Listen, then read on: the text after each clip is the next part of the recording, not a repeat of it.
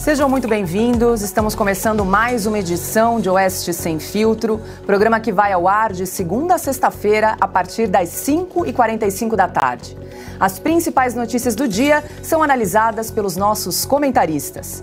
Aqui no estúdio, Augusto Nunes, Gustavo Segre de São Paulo e Ana Paula Henkel de Los Angeles. Oeste Sem Filtro e todos os programas da Oeste são transmitidos pelo YouTube. Nós continuamos também na plataforma Rumble. Oeste Sem Filtro ainda está na rádio Estúdio 92.3 FM de Cascavel. Hoje é dia 28 de fevereiro de 2023. Confira os destaques desta terça-feira. Alexandre de Moraes muda regime prisional de 137 detentos nas manifestações de 8 de janeiro. Aumenta a coleção de irregularidades do ministro das Comunicações, Juscelino Filho. Lula ressuscita outra sigla que trata da fome. Tem muito mais agora no Oeste Sem Filtro. E para começar, eu quero convidar você a conhecer um pouco mais do nosso trabalho e do nosso jornalismo independente. A Revista Oeste defende a democracia e as liberdades individuais. Ao assinar a Revista Oeste, você também apoia todos os nossos programas em vídeo, além do nosso site, com conteúdo 24 horas. A Oeste não aceita recursos públicos. Aqui não tem acordo com o governo, nem com partido político. E é a sua assinatura que move o nosso jornalismo independente. Esta semana, a edição traz artigos de Flávio Gordon, Ubiratã Iorio, Gabriel de Arruda Castro, Brandon O'Neill, da revista britânica Spiked, além dos colunistas fixos J.R. Guzzo, Augusto Nunes, Ana Paula Henkel, Dagomir Marquesi, Bruno Meyer e muito mais. Para fazer a assinatura da Revista Oeste é muito simples, é só entrar no site revistaoeste.com/cine ou então apontar a câmera do seu celular para o QR Code que aparece ao ladinho aqui ao longo de todo o programa, de toda a programação aqui do Oeste Sem Filtro. É um passo a passo muito simples, muito rápido, para você que está aí também se tornar o nosso assinante, também fazer parte da comunidade da Revista Oeste. E vamos agora ao primeiro assunto do dia. Ontem, o deputado André Fernandes protocolou o pedido de abertura da Comissão Parlamentar Mista de Inquérito do 8 de janeiro. O objetivo é apurar quem são os responsáveis pelos atos de vandalismo nas sedes dos três poderes e investigar se houve omissão por parte de integrantes do governo. Fernandes obteve 189 assinaturas na Câmara e 33 no Senado. Agora, o requerimento precisa ser apresentado na próxima sessão do Congresso Nacional. E para começar a nossa rodada de análise e comentários, quero dar as boas-vindas aqui a Ana Paula Henkel. Ana, muito boa noite. Essa CPI ela tem um peso muito importante. Ontem, inclusive, nós ouvimos o deputado Sanderson explicando, porque ela é mista, envolve, então, integrantes do Congresso. E para ser criada, é importante lembrar, precisam ser indicados 15 deputados e 15 senadores. Muito boa noite, Ana. Boa noite, Paula. Boa noite, Segre. Boa noite, mestre Augusto Nunes. Muito boa noite à nossa audiência maravilhosa. Paula, vai ser divertido, Porque, pelo menos, nós vamos ver quem, de fato, quer investigações sérias, quem, de fato, quer transparência sobre o que aconteceu no 8 de janeiro, quem quer ver as imagens do 8 de janeiro, das tantas câmeras que estavam ali, câmeras de segurança, porque elas estão, sob caráter aí altamente confidencial. E importante salientarmos também, Paula, a celeridade, com que o novo Congresso colocou essa pauta, arrumou assinaturas. Ontem o deputado Sanderson esteve aqui com a gente. Muitos desses novos políticos que entraram agora no Congresso já começaram bem. Claro que sempre vamos continuar cobrando, mas muitos mostraram que estão engajados em trabalhar, não apenas fazer oposição a esse desgoverno, eu não falo mais governo, tá, Paula? A esse desgoverno, mas a favor do Brasil e principalmente a favor e na defesa da Constituição do Brasil, porque esse 8 de janeiro promoveu uma catástrofe em relação ao desrespeito à nossa Constituição. De novo, Paulo, a gente sempre vai falar aqui, Queremos os vândalos, os criminosos, esses todos presos ao rigor da lei, investigados, isso tudo aí, nós não vamos passar pano, como dizem as redes sociais, para vandalismo, para violência, seja da direita, seja da esquerda, seja de infiltrados na direita, infiltrados na esquerda, mas nós sabemos muito bem que muitos inocentes foram presos. Hoje a gente vai falar sobre isso também, mas eu queria deixar aqui registrado a felicidade de ver a celeridade com que os novos parlamentares trataram esse assunto, que é muito sério. Nós queremos transparência. Perfeito, quero dar as boas-vindas também a Gustavo Segré. Muito boa noite. Parece que agora vai, hein, Segré? Agora vai. Boa noite, Paula. Boa noite, Ana Paula, o mestre Augusto e aqueles que nos dão a preferência da sua atenção na audiência. Essa nova CPMI pode ser um antes e um depois de muita coisa. Me preocupa a passividade do governo em colocar pessoas dentro da CPMI para que não somente possa ser observado o que está sendo investigado, sino também tentar colocar alguma posição dentro da investigação. Lembrando que para o governo, para a esquerda, os responsáveis de todos os atos de vandalismo, terrorismo e tentativa de golpe foram proferidos por pessoas simpatizantes, vinculadas ou militantes da direita, bolsonaristas. Mas, pelo que a gente viu pelas redes sociais e pelas filmagens, que muitas delas, como a Ana Paula citava, estão sob sigilo, curiosamente agora, tem muitos infiltrados também. Então, essa CPMI, imagino que vai dar uma colocação mais objetiva, mais rápida, que estamos precisando, para que aqueles que têm responsabilidade penal cumpram com essa responsabilidade, com todo o rigor da lei, e para aqueles que foram detidos e presos e não tiveram participação direta, possam voltar às suas vidas normais. Mas eu imagino uma frase que me parece pode ser uma síntese do que nós vamos ver daqui para frente, prosperando a investigação da CPMI, que seria: e agora? Porque muita surpresa terá que vir pela frente e, a partir dessa CPMI, muitos nomes ficarão preocupados com as investigações.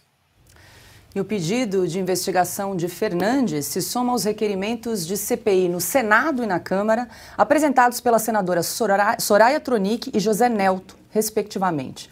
Ontem, o ministro do STF, Gilmar Mendes, deu 10 dias para Rodrigo Pacheco, presidente do Senado, explicar por que ainda não instaurou a CPI a pedido de Soraya Tronic, uma vez que o documento conta com 39 assinaturas, 12 a mais que o necessário.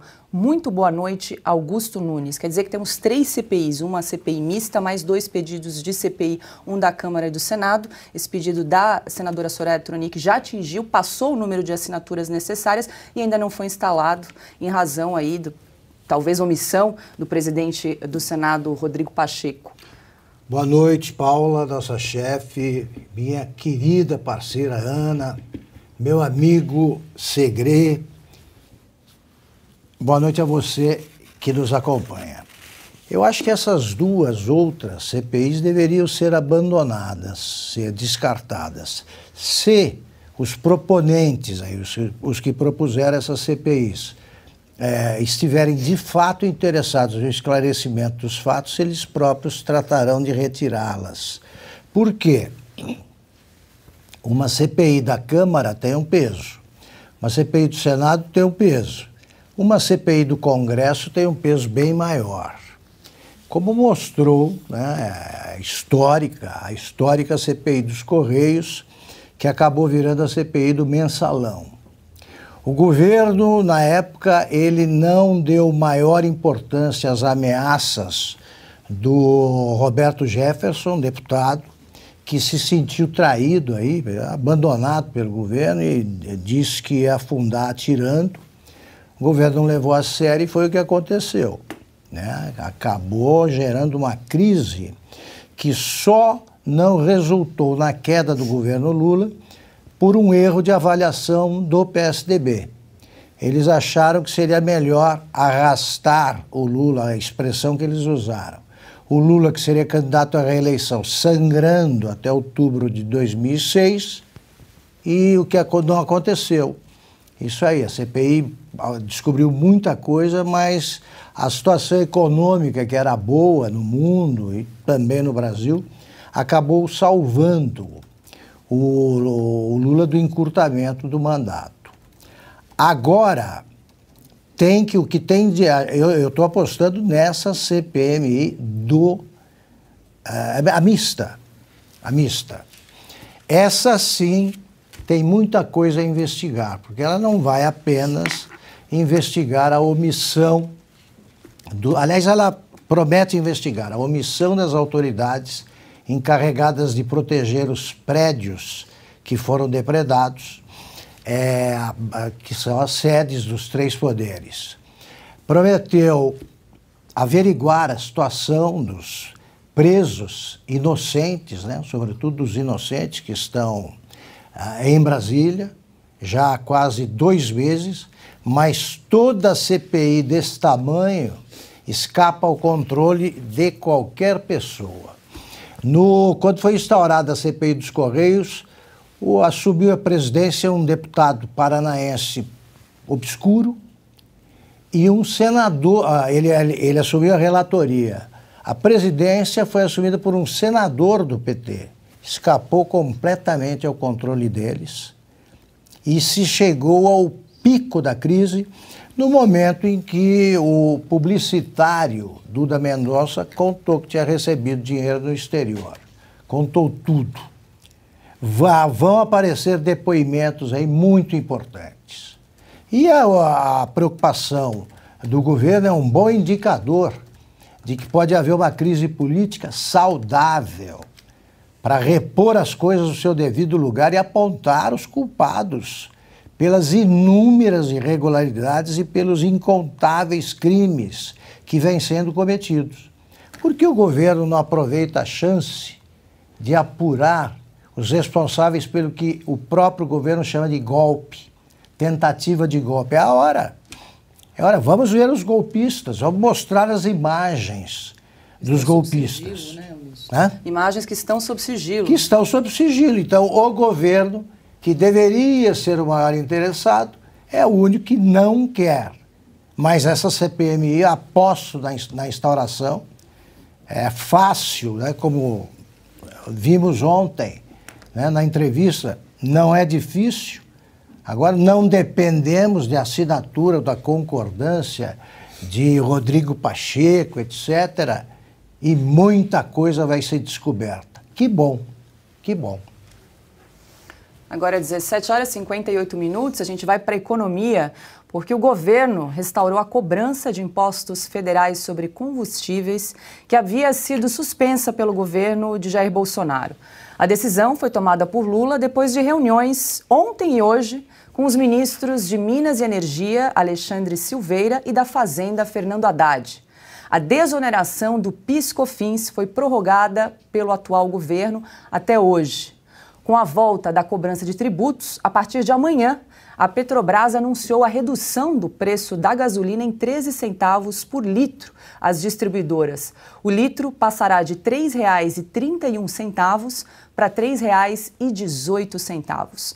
Assunto agora para Gustavo Segre. Segre, o que a gente tem de concreto agora, né? Primeiro, o governo, então, em reuniões com o ministro da Fazenda, com o presidente também da Petrobras, Jean Paul Prates, e também com o presidente Lula, decidiram voltar à cobrança dos impostos federais. E hoje, estava todo mundo esperando aí um aumento dos combustíveis, no preço dos combustíveis, a Petrobras anuncia uma redução no preço da gasolina e do diesel. O que o consumidor pode esperar aí dessa composição, né? Loucura, Paula, porque seria mais ou menos: eu te dou com a mão direita e te tiro com a mão esquerda.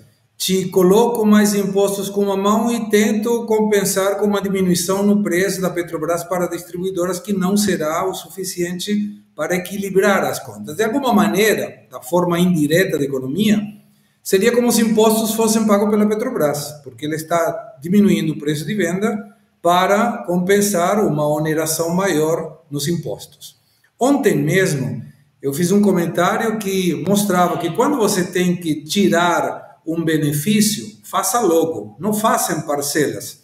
E hoje, conversando com alguns empresários do setor logístico, eles me comentaram que já começa a percepção de uma nova forma de inflação. Lembrando que as inflações são geradas basicamente por 3 motivos.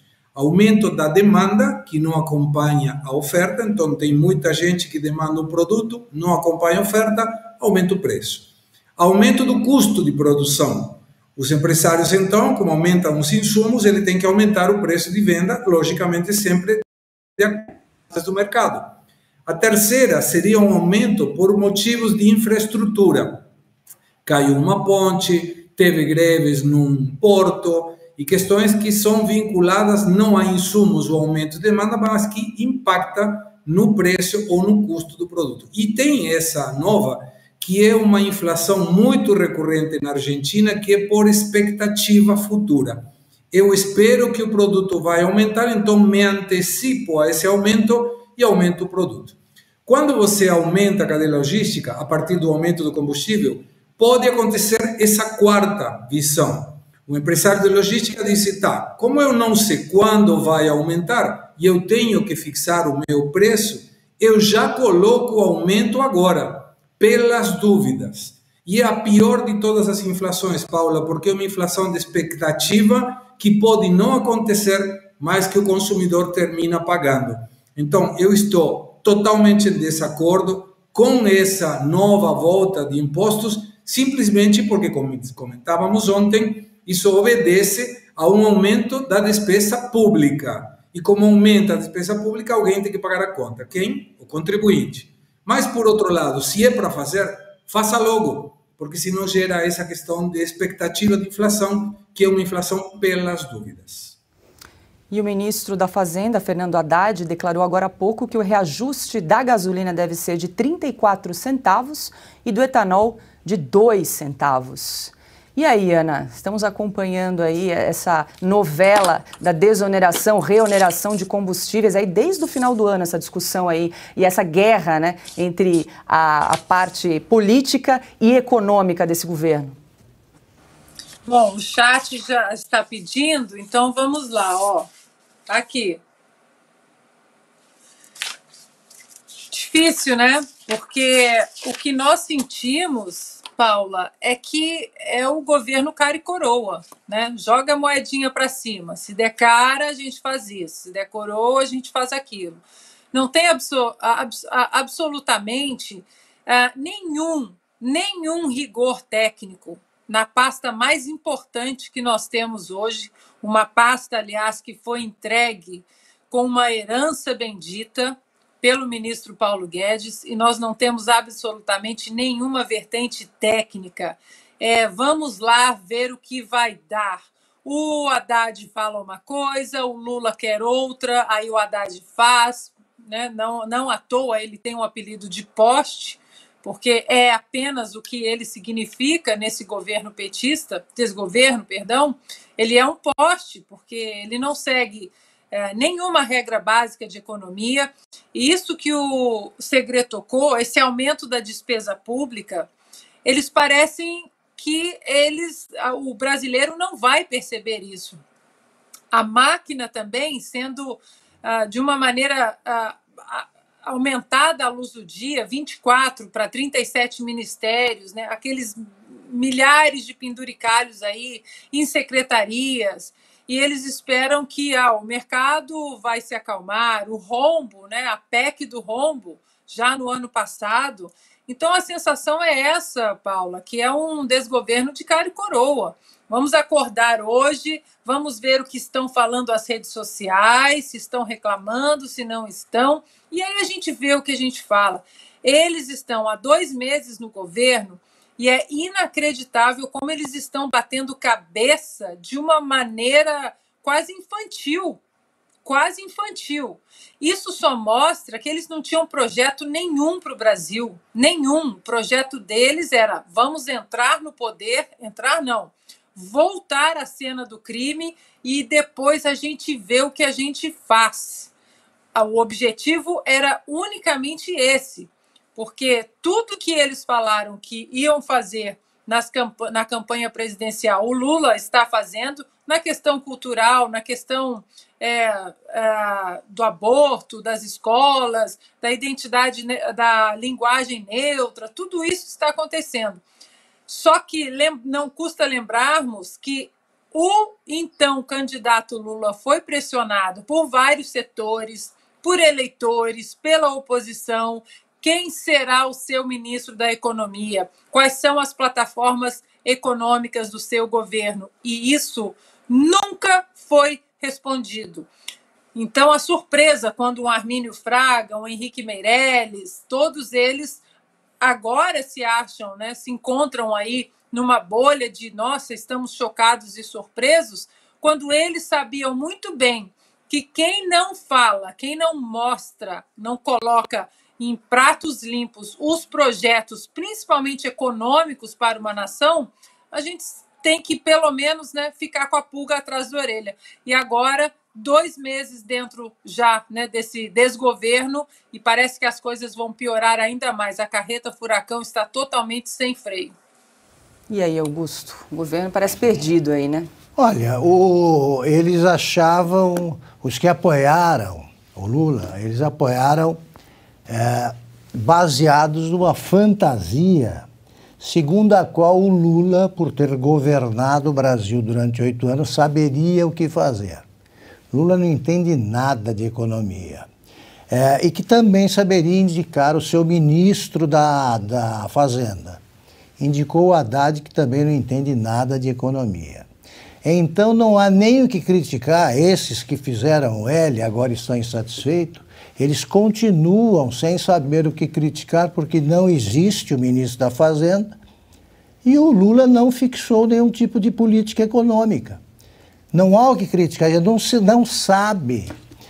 Ninguém sabe o que vai acontecer, porque no Brasil ela é decidida, a política econômica, a cada dia. Aparece um problema, eles veem, o que é que nós vamos fazer com isso?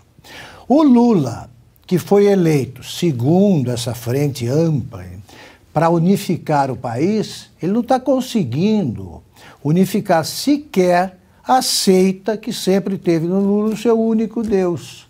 O PT, nessa reunião que discutiu os preços, os tributos que incidem sobre a Petrobras, sobre combustíveis, o que fazer com os preços, dessa reunião participaram o presidente da Petrobras, filiado ao PT, o Haddad, filiado ao PT, o Lula, dono do PT, e eles não se entenderam.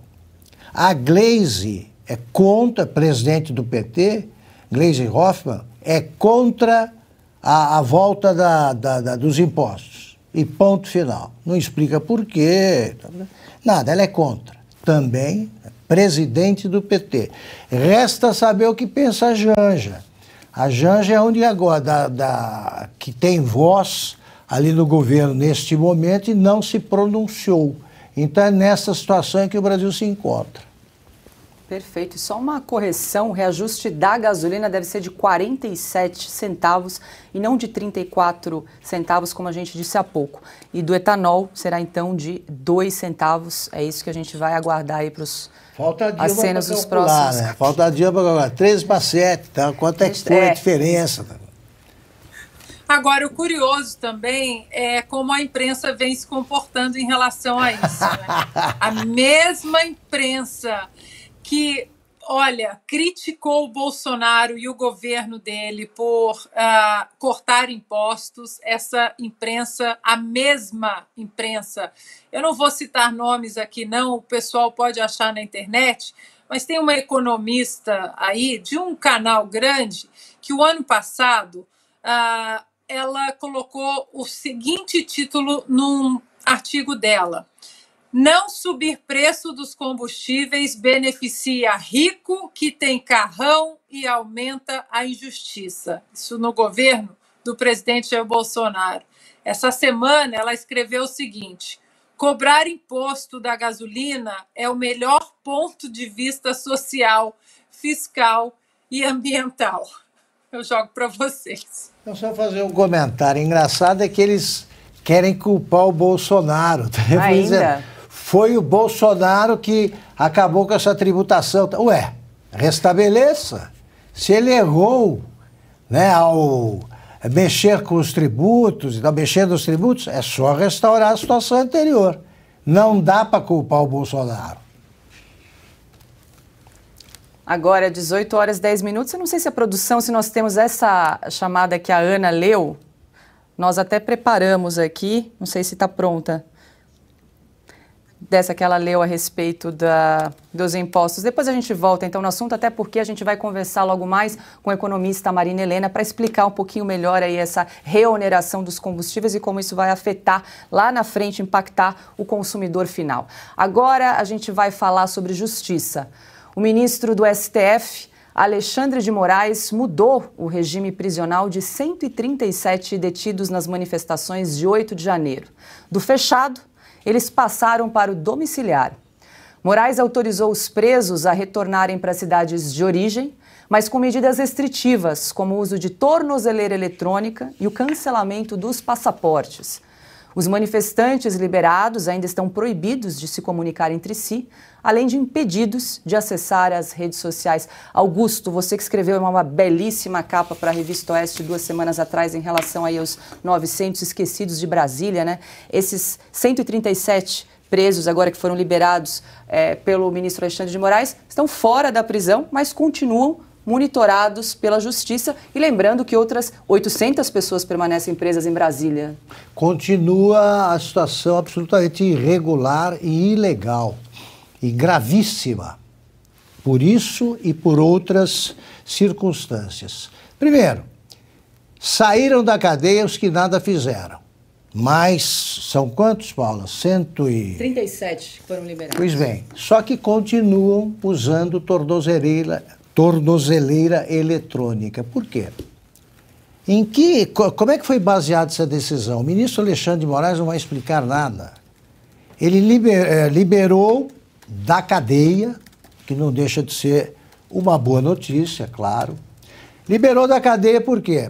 Porque não participaram de depredações, não estão envolvidos no golpe.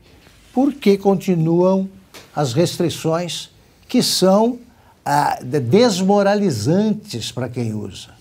Como é que uma pessoa vai usar tornozeleira eletrônica na sua cidade, que é pequena, sem saber sequer a distância que pode ser percorrida sem que soe o apito ou algum sinal qualquer? Por que essa arbitrariedade? E os outros? O porquê estão esperando para liberar, e liberar mesmo, soltar da cadeia? Está injustíssimo, inexplicável. Todos os que não são culpados. Como é que anda a investigação para a apuração dos responsáveis pelas depredações? Quem são os terroristas? Quem é que está apurando isso? Só o ministro Alexandre de Moraes? Mais ninguém? É a Polícia Federal? Qual é o resultado? Em que pé está o inquérito? De que inquérito fazem parte esses brasileiros, cidadãos brasileiros? De novo, nós queremos o rápido esclarecimento do caso, até para que ocorra a punição dos culpados. Agora, prender pessoas que nem apareceram na Praça dos Três Poderes, só porque passaram um tempo gritando, apelando ao Exército para que tomasse alguma providência, porque estavam desesperadas aí com a volta de um ladrão ao local do crime. Elas estão presas por quê? Com base em que lei? Qual é a norma da Constituição que justifica isso? E o que esperam para descobrir que também fazem parte da mesma corte e têm os mesmos poderes os demais ministros do Supremo Tribunal Federal? Então, o que houve não foi a soltura de presos, foi uma mudança do sistema prisional. E aí, Ana, 137 pessoas então voltam para casa, mas lembrando, com tornozeleira eletrônica, sem passaporte, impossibilitadas aí de usar as redes sociais, de se comunicar entre si. E aí fica a pergunta, né? Ficaram quase 2 meses presas, vai ter alguma indenização? O que vai acontecer com essas pessoas todo esse tempo que elas ficaram presas, privadas da liberdade, né? Paula, eu estava vendo exatamente a lista de restrições, né? É aquele, vamos soltar, mas a vida não vai ser devolvida, né, para essas pessoas. Proibição de comunicar-se com os demais envolvidos, e aí fica o questionamento: e se é um marido e mulher que foram presos, eles não podem se comunicar? Ou mãe, filha, ou enfim, né? Parentes que estavam ali, primas, primos. Proibição de utilizar as redes sociais, cancelamento de todos os passaportes, proibição de sair do país, né? Suspensão imediata de qualquer documento de porte de arma, obrigação de apresentar-se à justiça no estado de origem no prazo de 24 horas e comparecimento semanal, todas as segundas-feiras, e o uso de tornozeleira eletrônica, como a gente mencionou. O curioso disso tudo a pergunta que não quer calar é: onde está a turma que grita até hoje, gritou durante muito tempo e grita até hoje que é preciso respeitar a prisão após julgamento da segunda instância, do trânsito em julgado? A sensação que a gente tem é que o que aconteceu é tão bárbaro nesse 8 de janeiro em relação às prisões ilegais e de inocentes, que parece que prendeu todo mundo e aí a gente vai ver quem cometeu algum crime. Isso não é justiça, isso não é ordem, isso é caos, isso é desordem, isso é desrespeito à Constituição. Cadê a turma dos direitos humanos? Prendeu todo mundo, deixou todo mundo preso um mês e meio. Bom, agora a gente vai ver. Você cometeu um crime? Não sei, então você fica. Você cometeu? Talvez não, então você está liberado, mas com tornozeleira eletrônica. Onde está o respeito ao ordenamento jurídico desse país?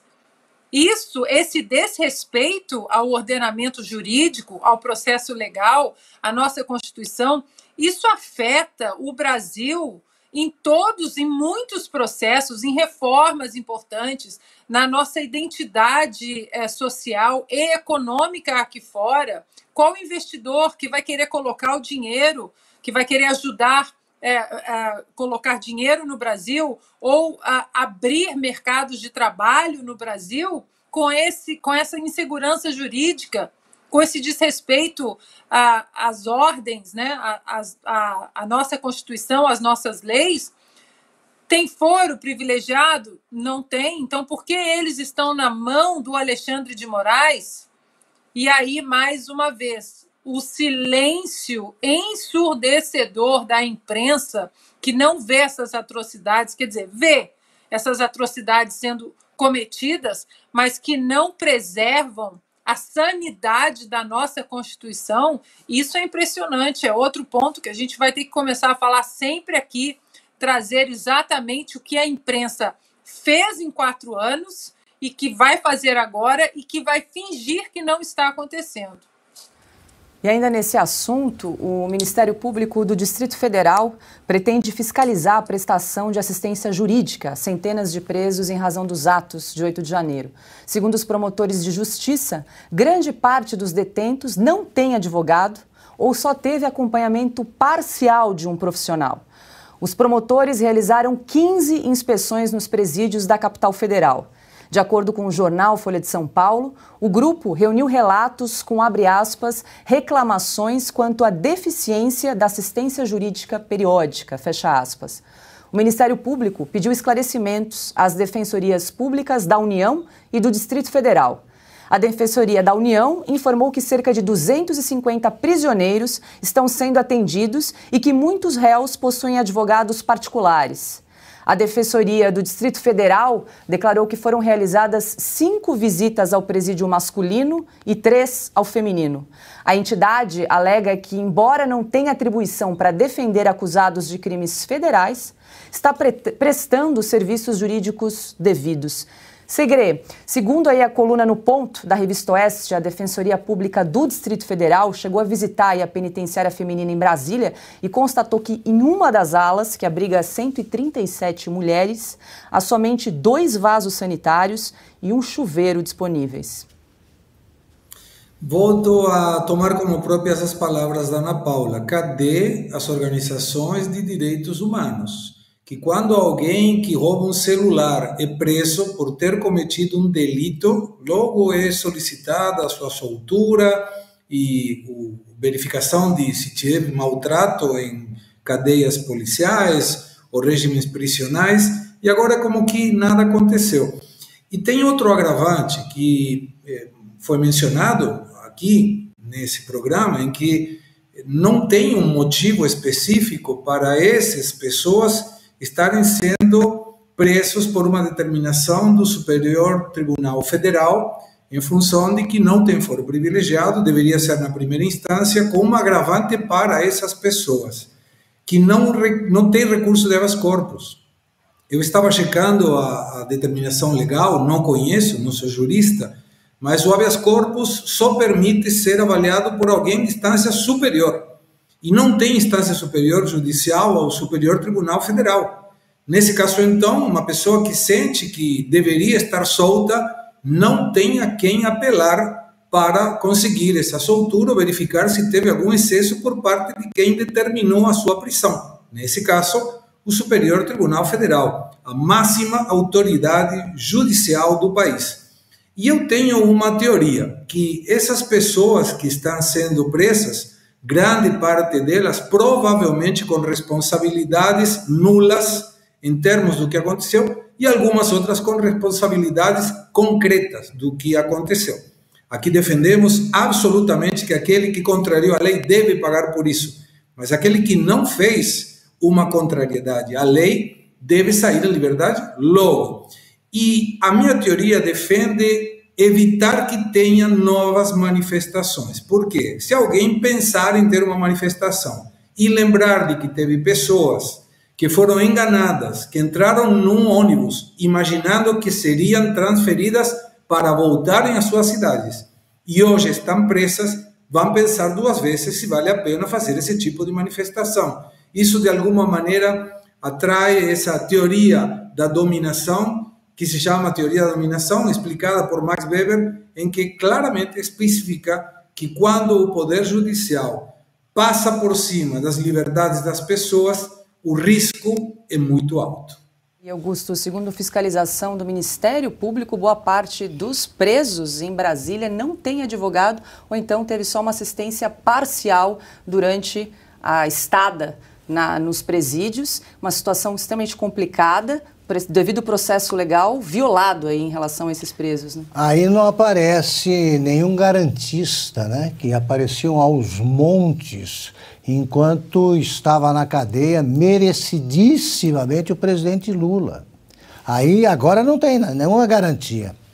O ministro do Supremo, Alexandre de Moraes, quando as pessoas reclamaram, as pessoas começaram a se queixar das violências cometidas desde aquela escala que fizeram, né, involuntária, claro, daquele galpão, ele me sai com a seguinte frase, né? Não, eles têm que entender que cadeia não é colônia de férias. Não, cadeia deve ser o que eles sempre defenderam, os ministros, inclusive. Os ministros, eles defendem a soltura de presos dizendo que as cadeias brasileiras lembram masmorras medievais. Agora, um chuveiro para 137 mulheres, como disse o Segre, há culpados, mas eles defendem até culpados, a gente não. E os inocentes, que estão dividindo chuveiro assim e 2 vasos sanitários? Aí o ministro Alexandre de Moraes não se desculpa, né, nem se desculpará por ter dito essa frase e outras. E outras, como, por exemplo, a inesquecível, né, tem muita gente, dita ao ministro Toffoli, tem muita gente para prender, muita multa para aplicar. Que a pessoa fica contente com isso. Um juiz normal, ele não gosta de punir. Ele pune porque é o dever dele. A pessoa que vibra com a punição não está em condições de julgar. Não é normal, porque perversidade é o tipo da palavra que não pode fazer parte do sistema judiciário de nenhum país. Agora, 18 horas. Diga lá, Ana. Só para acrescentar, eu estava lendo aqui umas questões jurídicas, né? Eu também, Segre, faço das suas palavras as minhas. Também não sou advogada, mas fico lendo aqui as coisas. E nós comentamos muito no passado a soltura do André do Rep, né? Exatamente porque o Ministério Público dormiu ali no ponto. Uma prisão preventiva, ela precisa ser solicitada a cada 3 meses. E aí passou esse tempo, então legalmente o André do Rep ele teria que ser solto porque esses 3 meses, esse prazo foi expirado, o Ministério Público não se manifestou e claro que essa turma tem advogados 24 horas por dia, eles perceberam isso e o André do Rep foi solto. Pois esse pessoal de Brasília, eles foram presos ali sob a categoria, né, presos em flagrante. Aí você procura aqui o que acontece com essas prisões, qual é o trâmite. E aí nós caímos na audiência de custódia, que aqui está escrito aqui no Jus Brasil. A audiência de custódia é um instrumento processual que determina que todo preso em flagrante deve ser levado à presença da autoridade judicial no prazo de 24 horas para que esta avalie a legalidade e necessidade de manutenção da prisão. Isso não aconteceu, Paula. Essas pessoas não tiveram a audiência de custódia, elas ficaram presas aí à revelia, né? Uma ordem tirânica simplesmente condenou essas pessoas a ficarem trancafiadas, o Augusto disse, 2 banheiros, enfim, senhoras, adolescentes, pessoas com comorbidades, pessoas necessitadas de medicamentos, sem o menor respeito ao ordenamento jurídico no Brasil. Isso é muito grave e outros ministros do STF, eles precisam se pronunciar não para ir contra o ministro Alexandre de Moraes, mas, pelo amor de Deus, para defender a nossa Constituição. Bom, agora 18 horas e 27 minutos. A gente vai voltar ao assunto dos combustíveis, porque é hora de entrevista aqui no Oeste Sem Filtro.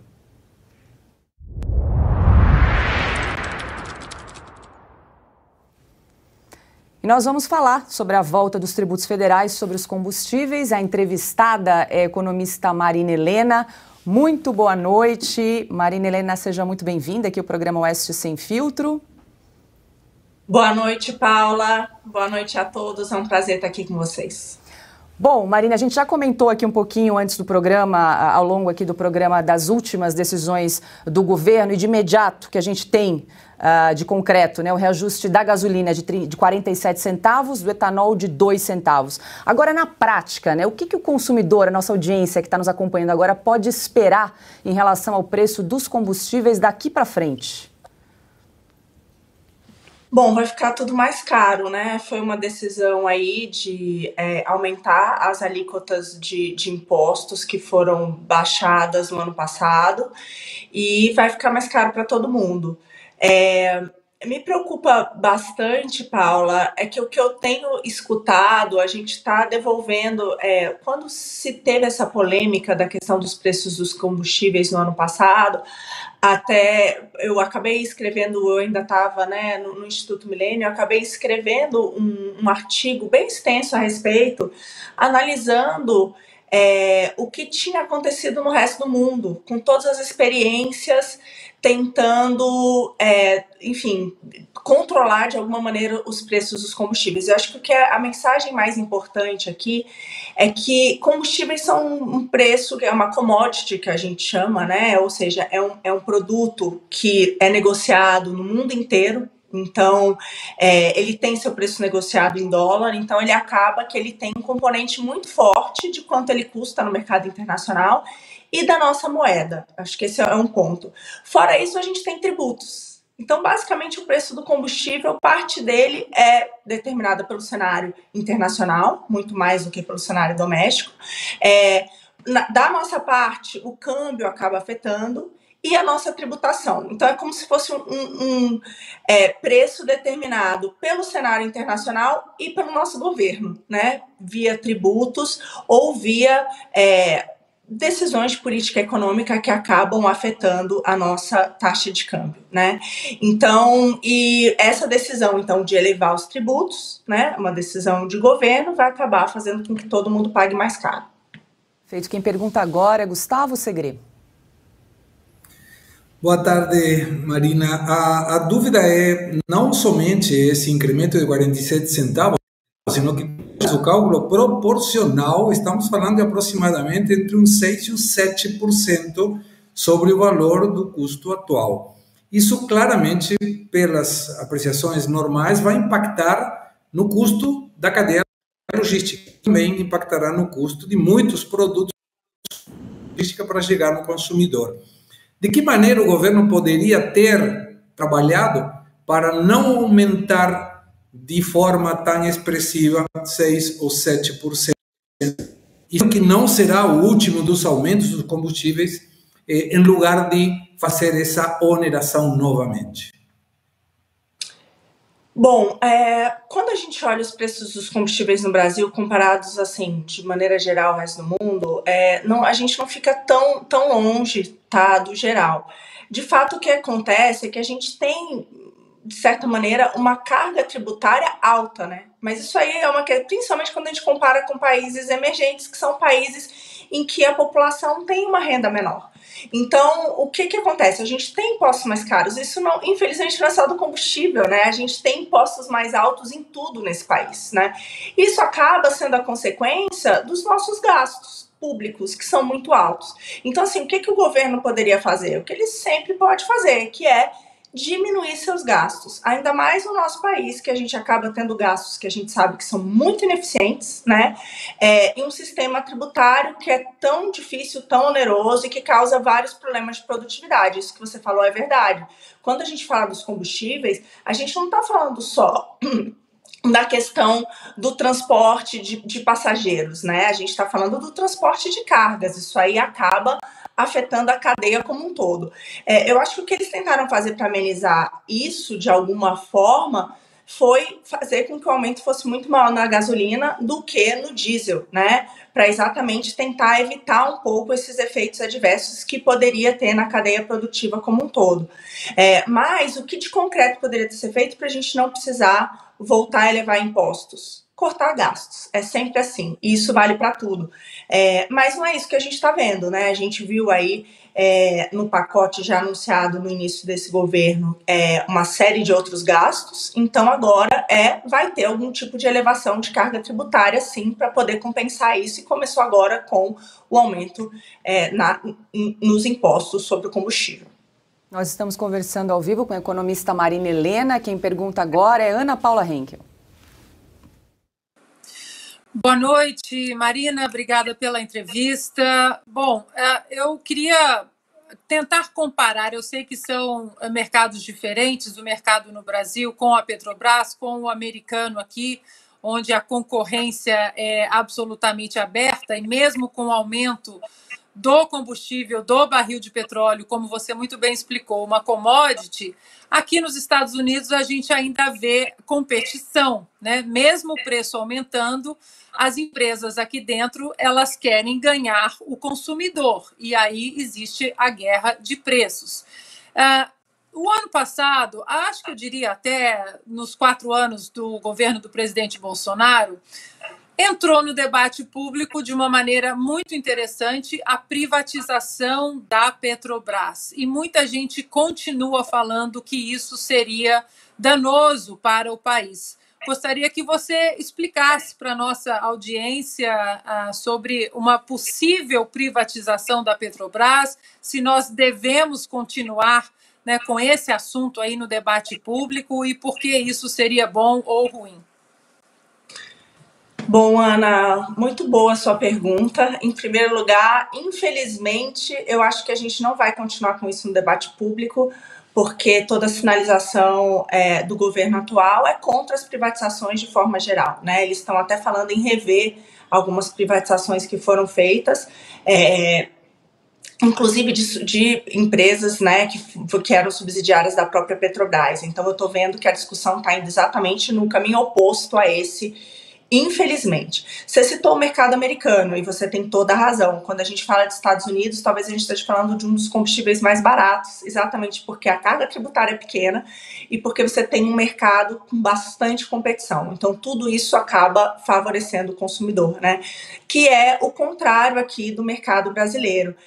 Eu iria até além, né? Eu vejo que tem se discutido, né? A Gleisi Hoffmann, do PT, né, faz recorrentes tweets, né, aliás, criticando a questão da paridade de preços internacionais, né, que foi uma das medidas ali implementadas durante o governo Temer para conter aquela sangria que aconteceu na empresa, né? Então, só para a gente relembrar, durante o governo Dilma, a gente implementou um tabelamento praticamente dos preços aqui no Brasil para evitar a alta da gasolina. Isso teve um custo absurdo, né? A gente está falando de mais de 40 bilhões de custos que a gente teve, que acabou, de alguma maneira, sendo arcados, né? E depois a gente teve que voltar o preço da gasolina ao preço anterior. Então, custos grandes para a empresa, que deixou de ter lucro, passou a ter prejuízo. Então, e além de tudo, que eu acho que é o que é pior, acabou com o setor, desorganizou demais o setor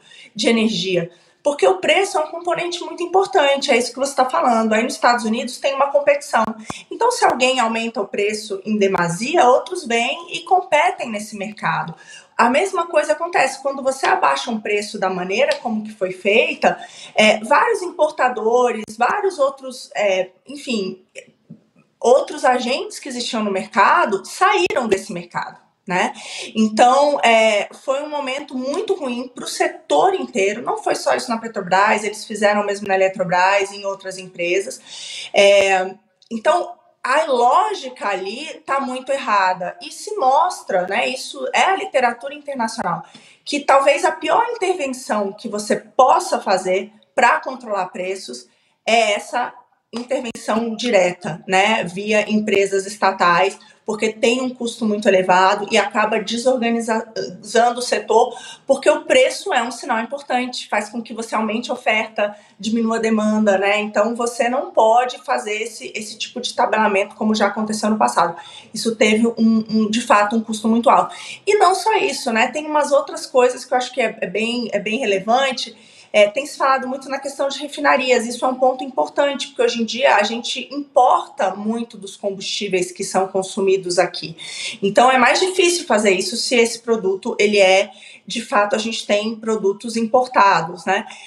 E eles falam em construir refinarias, mas será? Né? Ali foi tentado isso, a gente viu que foi jogado no ralo muitos recursos com Abreu e Lima, com Compeg, que acabou virando sucata ou sobrefaturados. Então, essa utilização das estatais da maneira como foi feita no passado, eu tenho muito receio que se repita agora. Pergunta agora é de Augusto Nunes. Marina, é um prazer falar com você. Boa noite. Pelo que foi feito, pelo que houve nestes quase 2 meses, Marina, é possível dizer qual é ou qual será a política econômica do governo Lula? Bom, a gente tem algumas informações que, assim, se perdurarem até por muito tempo, são bastante desanimadoras, né, Augusto?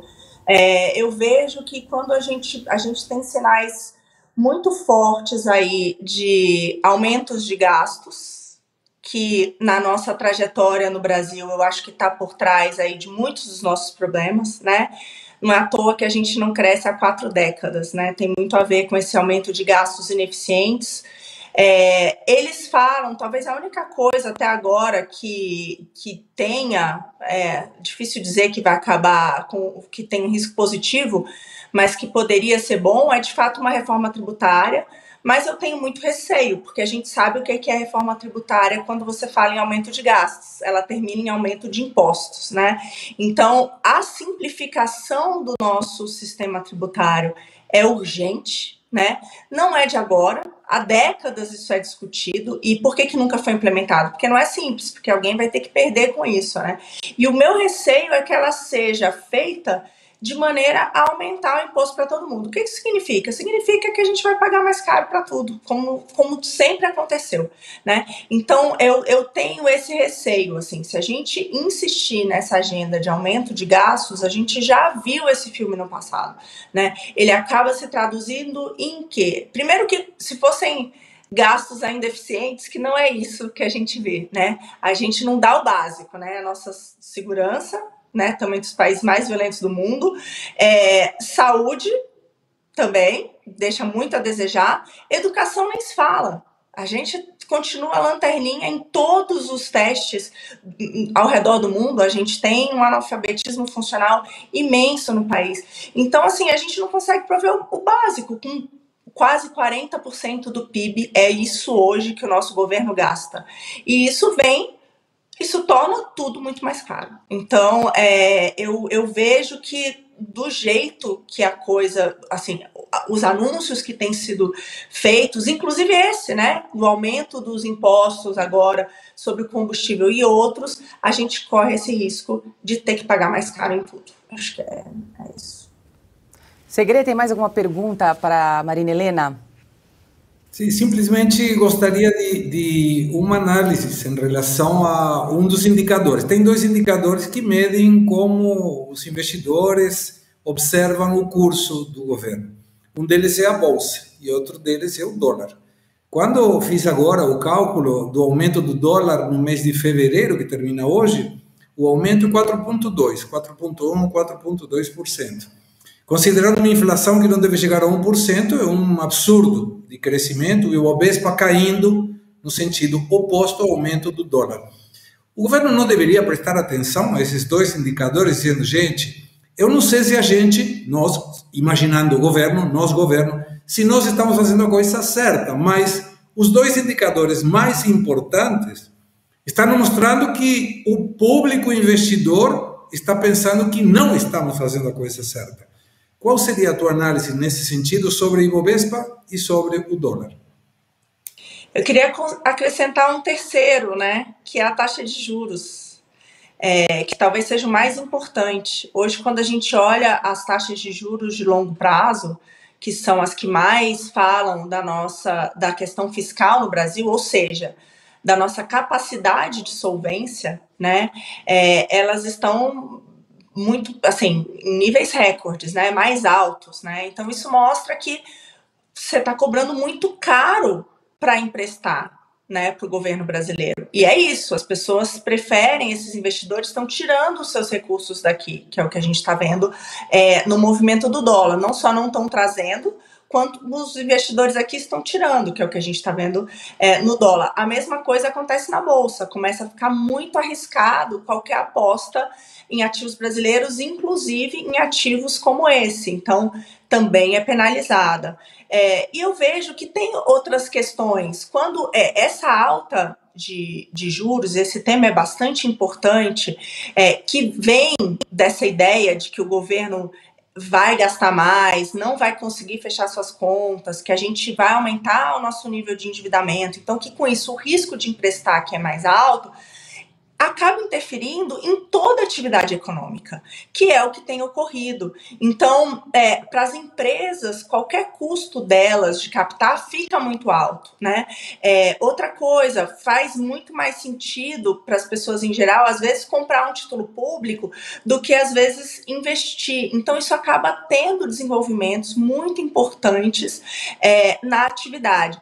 Mas eu acho que é muito importante a gente entender o que está por trás de tudo isso, desses movimentos. E o principal fator por trás de tudo isso é uma desconfiança em relação à nossa solvência, né? Então, de fato, é uma desconfiança enquanto a nossa capacidade de pagar essa dívida, né, de ser sustentável com esse nível de gastos. Então, eu acho que isso é muito... E eles tentam tirar isso, né? O governo tem tentado trazer outros bodes expiatórios, né? Como, por exemplo, culpar o Banco Central e a taxa de juros de curto prazo, que tem muito mais a ver com a inflação, né, do que com a questão fiscal de longo prazo. Então, eu vejo que tem ali uma bateção de cabeças, né, que acaba nos desancorando. Hoje em dia, a gente está num país sem uma âncora fiscal, com uma âncora monetária abalada, depois de todas essas críticas que têm sido feitas ao Banco Central, e as pessoas com receio. E é exatamente isso. É um risco da gente ter um cenário fiscal complicado, de inflação mais alta, e nesse tipo de cenário, tudo cobra um preço maior, né? Então, a bolsa cai, a taxa de juros sobe e o câmbio se deprecia, não tem jeito. É como uma família, eu gosto de dar esse exemplo, assim, né? Que gasta muito mais do que é capaz de arrecadar e já tem uma dívida super alta. Quem vai querer emprestar para ela? Então, acho que é essa análise que a gente tem que fazer. O Brasil é exatamente isso. Gastando cada vez mais, claramente, na hora que você está aumentando impostos, a gente está acabando prejudicando o nosso crescimento, né, que é essa capacidade de gerar renda. Então, a gente acaba entrando num ciclo muito vicioso. E dá tempo ainda para uma última pergunta. Diga lá, Ana. Marina, bom, diante desse cenário, né, que você retratou aí para a gente, uma agenda perigosa, né, desanimadora, investidores tirando recursos do Brasil, o mercado reagindo, o aumento da despesa pública, um governo que diz claramente, de maneira pública, que quem gera riqueza é o Estado. Um outro lado, numa outra notícia que vem do antigo governo, você lê ontem, por exemplo, uma notícia de que o Brasil encerrou 2022 com a taxa média de desemprego de 9,3%, a menor desde 2015. Ou seja, uma notícia boa que chega, mas que parece que a gente não vai ter muita gordura com essa notícia boa. Como você vê esse cenário? Ana, infelizmente é isso. A economia assim, e é engraçado, porque é um experimento que a gente já fez repetidas vezes, né? Essa receita de contra o empreendedorismo, né? Anticrescimento, de alta de tributos, de que o Estado sabe gastar, e claramente no Brasil isso deu errado o tempo inteiro, sem âncora fiscal, com elevado endividamento, ele acaba em quê? Sem crescimento, né? Até com contração da economia, com aumento do desemprego e com elevação da inflação. Eu digo que o principal experimento em relação a isso que a gente viu foi ali no governo Dilma, né? Eu acho que foi o pior resultado que a gente poderia ter visto, que foi uma alta do desemprego, mais de 7 milhões de pessoas que ficaram desempregadas, uma queda do PIB de mais de 7%, elevada inflação. Foi assim, ali a gente conseguiu ver, acabou que a gente viu uma depreciação cambial, taxas de juros e, enfim, né, o valor, inclusive, das nossas ações, das nossas empresas em bolsa, muito parecido com o que a gente está vivendo agora. E foi muito trágico para a população. Então, é uma receita que não dá certo, né? E é isso, não é de hoje, não é só no Brasil, é em outros lugares do mundo. O que me deixa muito triste é saber que a gente não aprendeu. Eu espero que a gente, enfim, que isso não se perpetue e aprendam com esses erros, mas não é o que parece agora. E nós conversamos com a economista Marina Helena. Muito obrigada mais uma vez por estar aqui conosco, Marina. Um bom trabalho, até uma próxima. Muito obrigada a vocês, uma boa noite. Agora, 18 horas e 49 minutos, mais de 50 mil pessoas nos acompanhando ao vivo aqui no programa Oeste Sem Filtro. Muito obrigada pela sua companhia, pela sua audiência. A gente te convida a se inscrever no nosso canal, deixar o seu comentário, o seu like, o seu joinha, também interagir no chat. Além do programa Oeste Sem Filtro, todos os dias de segunda a sexta-feira, sempre às 17h45 da tarde. Você também pode conferir aqui o programa Oeste Cast, comandado pelo Dagomir Marques, Estúdio Oeste com Silvio Navarro, e também também As Liberais, apresentado por mim e pela nossa diretora de redação aqui, Branca Nunes. Toda a grade de programação você encontra tanto no YouTube como também na plataforma Rumble. Para quem nos ouve, Rumble se escreve R-U-M-B-L-E. A gente convida você, vamos se inscrever no nosso canal para fortalecer a nossa comunidade da Revista Oeste. Ainda também quero te convidar, você que está aqui conosco, que gosta do conteúdo da Revista Oeste, a também ser um assinante. Para assinar é muito simples, só entrar no site revistaoeste.com/assine ou então apontar a câmera do seu celular para o QR Code que está aparecendo aí do ladinho. É um passo a passo muito rápido, muito simples para você também se tornar um assinante. Lembrando que a gente não aceita financiamento público, não aceita financiamento de empresa estatal e é o valor da sua assinatura que financia o nosso jornalismo independente, projetos aqui como Oeste Sem Filtro, toda a nossa grade de programação, nosso site da Revista Oeste com conteúdo 24 horas e também, claro, a nossa revista digital todas as sextas-feiras, uma edição inédita é lançada com textos dos melhores jornalistas do Brasil. E agora a gente tem um recadinho para você do nosso parceiro. Fica com a gente que tem muito mais informação e notícias aqui no Oeste Sem Filtro. A gente volta logo.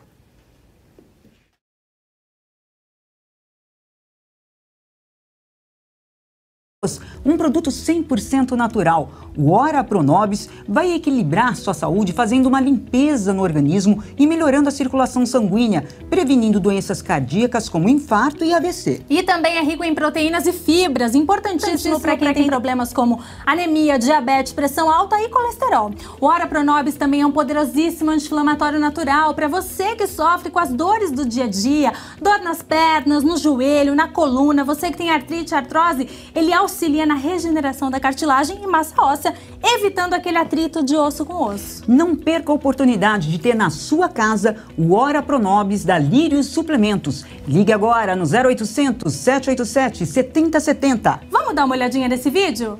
Você sofre de artrite, artrose? Não sabe o que fazer para melhorar?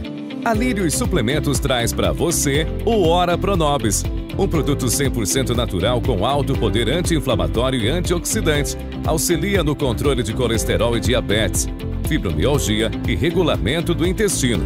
Adquira o seu ligando agora para 0800 787 7070. Tenha qualidade de vida com Ora Pronobis da Lírios Suplementos. Incrível, né? E ele ainda vai fortalecer a sua imunidade e também enriquecido com magnésio. Muita gente não sabe, mas o magnésio é responsável pela produção da serotonina, o hormônio da felicidade, Cris. Então, pessoas que sofrem com ansiedade, depressão, insônia, voltam a ter qualidade de vida e a dormir bem melhor. Para completar, tem promoção. Conte pra gente, Tem promoção especial. Se você ligar agora e for uma das 50 primeiras, você garante um super desconto de 50%, frete grátis para todo o Brasil e uma linda semijoia folheada a ouro. Então, corre pro telefone. 0800 787 7070. O Ora Pronobis é da Lírios Suplementos. E Lula ressuscitou hoje o Conselho Nacional de Segurança Alimentar e Nutricional. O CONSEA é formado por 79 servidores. Veja o que Lula disse hoje durante a cerimônia. Se nós produzimos alimento demais no planeta Terra, e se nesse país a gente produz alimento demais, e tem gente com fome, significa que alguém está comendo mais do que deveria comer para que o outro pudesse comer um pouco. Significa que nós estamos desperdiçando alimento entre a produção e o consumo. Significa que alguma coisa está errada. E Lula alertou para outro problema brasileiro. Porque uma outra doença que nós temos no Brasil é a obesidade. As pessoas comem muita bobagem, as pessoas comem muita comida industrializada e as pessoas pensam que são saudáveis e não são. São pessoas obesas que estão com algum problema de desequilíbrio funcional e que nós precisamos tratar disso com muito carinho para que as pessoas, uns morrem de fome, outros morrem de gordura. Mas essa gordura não é de alimento saudável, é de alimento não saudável. Criado pelo presidente Itamar Franco em 1993 e desativado pelo ex-presidente Jair Bolsonaro em 2019, o CONSEA faz parte da Secretaria-Geral da Presidência. E aí, Ana, segundo o presidente Lula, tem gente comendo demais por aí, hein? O presidente do desgoverno que aumentou de 24 para 30 37 ministérios falando em desperdício. A piada vem pronta, né? E aí, Segre? Segundo o presidente, uns comem de mais, uns comem de menos, tá confuso aí. Não, Paula, não está confuso. É muito claro. O presidente não tem a mínima ideia de nada. Mas não é a primeira vez.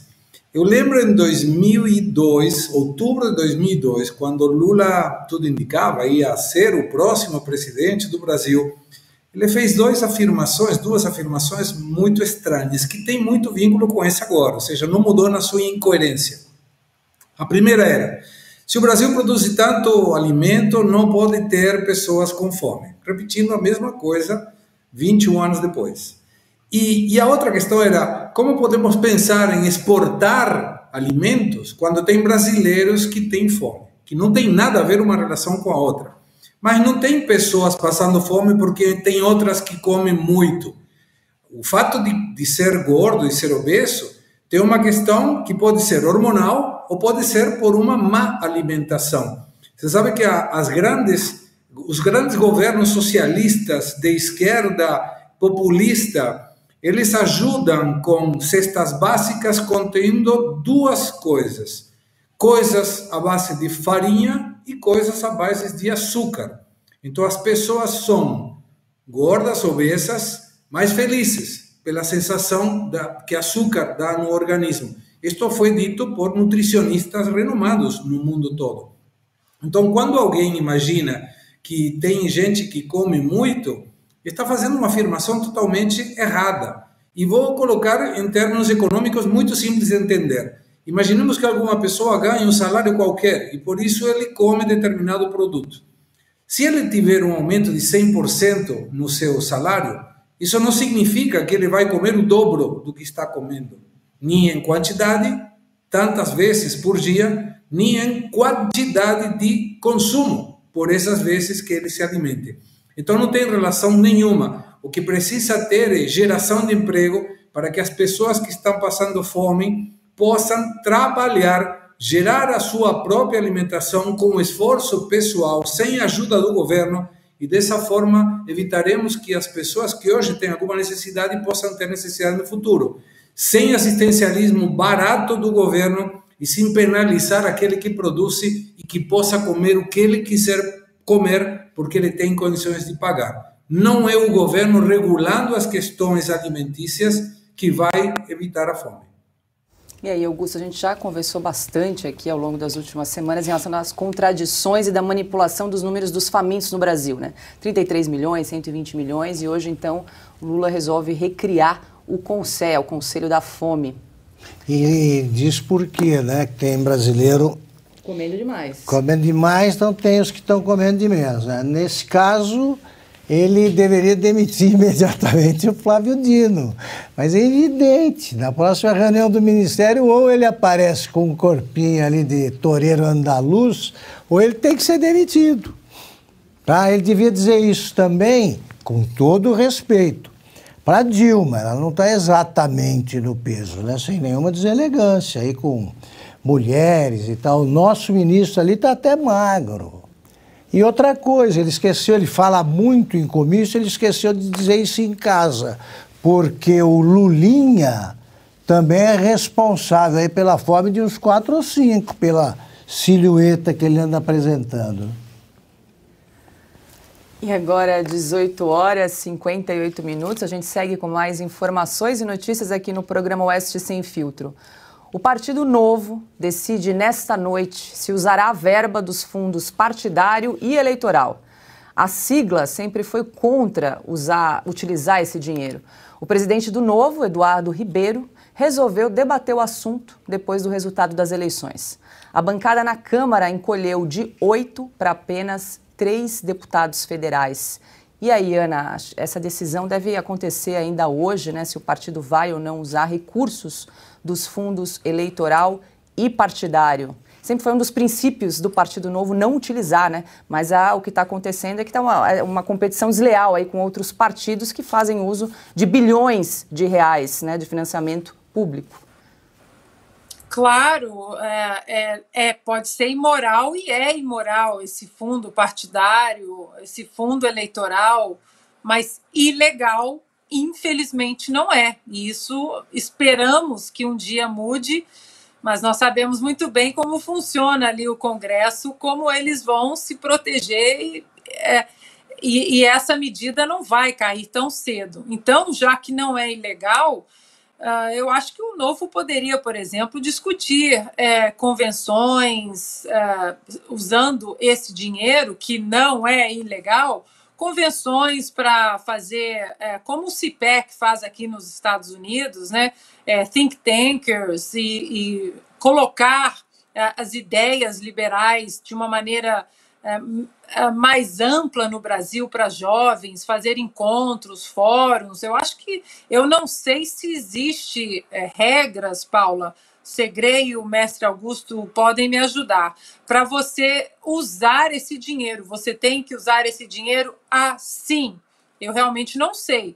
Agora, se não houver essas regras, eu acho que o Novo poderia, sim, pensar em divulgar as ideias conservadoras, as ideias liberais, né? Plataformas econômicas, discursos, fóruns, porque nós precisamos alimentar também uma juventude no Brasil que comunga com as ações e as ideias da direita. A esquerda fez isso muito bem durante muitos anos.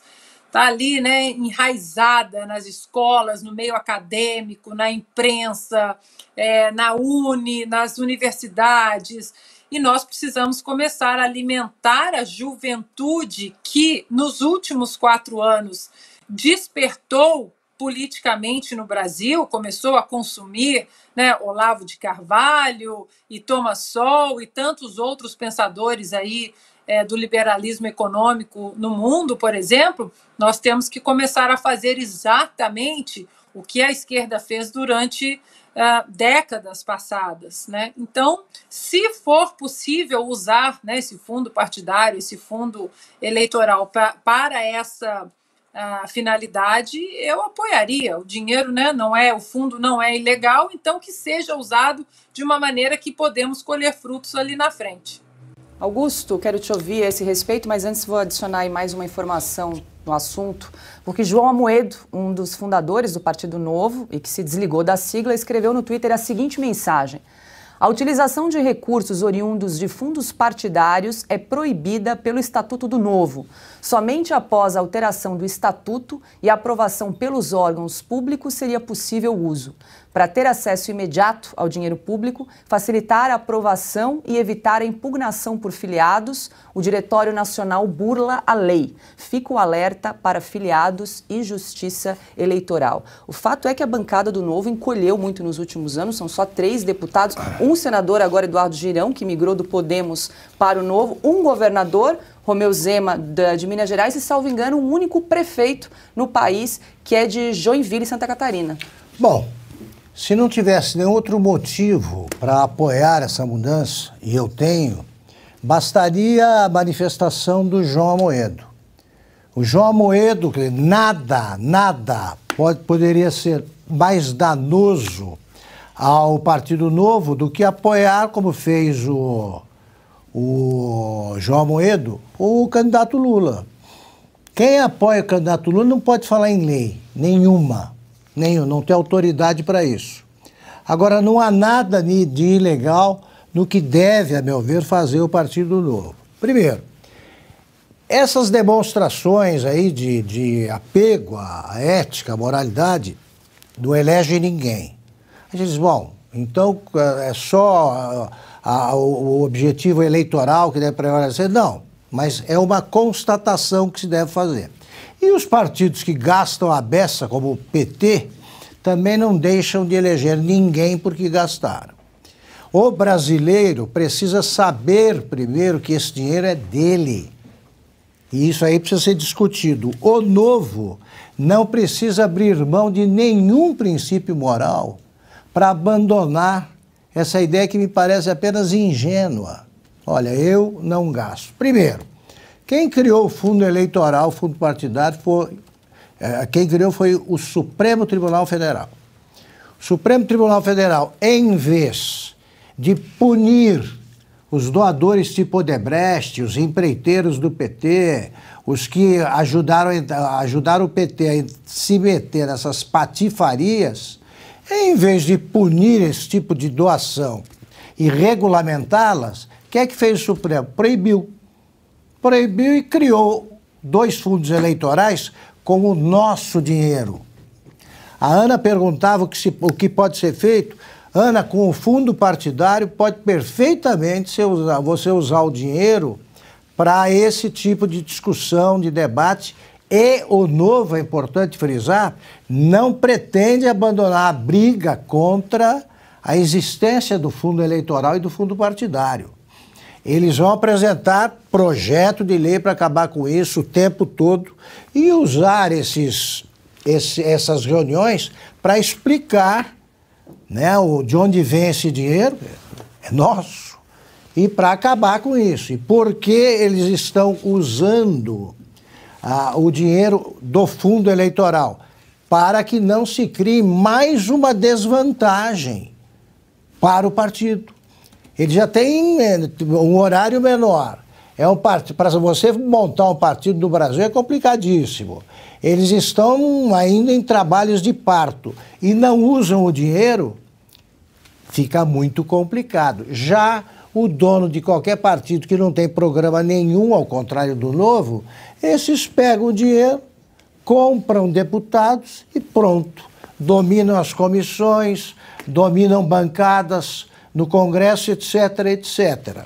O que pretende fazer o Novo é não deixar esse dinheiro parado, porque o próprio partido se surpreendeu no primeiro ano ao tentar devolver o dinheiro e descobriu que não, esse dinheiro não pode ser devolvido. Quer dizer, é nosso o dinheiro, mas não volta, não vai para não tem algum tipo de compensação, né, que possa ser feito para que os impostos diminuam, nada. Não, o dinheiro fica parado. Então é ingenuidade não usar. Está na hora de ser político mais prático e sem abrir mão de princípios. Você vai ter dinheiro e oportunidades para combater o fundo eleitoral e o fundo partidário. É só apresentar as duas coisas ao mesmo tempo. Vamos usar e está aqui o projeto de lei para acabar com esse absurdo, que é realmente um absurdo, que não para de crescer. Agora, por que está o João Amoedo fazendo isso? Porque com o dinheiro dele, ele é capaz de financiar uma campanha de 2 partidos políticos no Brasil. Então, para ele é fácil. E ainda assim teria menos de 1% dos votos. É apenas um homem ressentido, que se julgava dono do partido, cai fora, não acontece nada. Porque um partido que tem os poucos políticos que fazem parte hoje da sigla, não pode desaparecer, não. Ele vai crescer. Ele vai crescer. Agora, 19 horas, 7 minutinhos, a gente tem mais um recado do nosso parceiro. Fica com a gente que a gente volta logo. Meu amigo, minha amiga, você que está com problema de visão, sente sua vista cansada, visão turva, tem problema de catarata ou glaucoma? Esse recado vai para você. Acaba de chegar ao Brasil o Lírios Vision, um suplemento natural que vai melhorar sua capacidade de enxergar. Ele tem luteína, zeaxantina e mais vitaminas e minerais que vão cuidar da saúde da sua visão. Ale, explique melhor pra gente como funciona esse suplemento. E é um suplemento que já está fazendo um sucesso em todo o Brasil, gente. Sabe por quê? É um suplemento bem completinho, com apenas uma cápsula por dia, porque ele é super concentrado, ele vai equilibrar as vitaminas da sua visão e vai auxiliar na regeneração das células desgastadas, fortalecendo a mácula e a retina. Pronto, fortaleceu a mácula e a retina, você volta a enxergar melhor, com mais nitidez. E o bacana é o seguinte, Cris, que quem já está tomando Lírios Vision já sente a diferença, já consegue voltar a ler um bom livro, já consegue dirigir à noite. É um suplemento bem completinho para a saúde dos seus olhos. Não perca tempo, ligue agora e adquira seu kit Lírios Vision.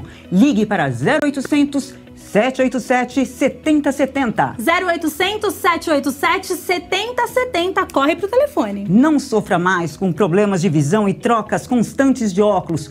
Para você tem ainda uma novidade. Quem estiver agora assistindo a Oeste Sem Filtro vai ganhar desconto. Tem promoção, Ale, é isso? Tem promoção especial para 50 primeiras pessoas que ligarem já. Então tem que ser rapidinho. 0800-787-7070. Você vai garantir o Lírios Vision com 50% de desconto, gente. É metade do preço, 50% de desconto no cartão de crédito e você ainda ganha uma linda semijoia folheada a ouro. Então não perca tempo e cuide da saúde dos seus olhos. Ligue para 0800-787-7070.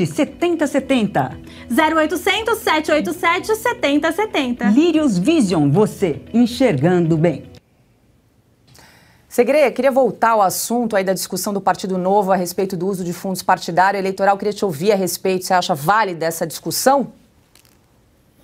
Você sabe, Paulo, que quando foi criado o Partido Novo, em 2011, 181 pessoas de 10 estados provinciais, com 35 profissões diferentes, criaram esse partido. E muitas pessoas, me incluo, ficamos muito felizes com essa forma nova de fazer política. Não era apenas o nome de um partido político novo, senão era uma proposta diferente para fazer política de uma forma diferente.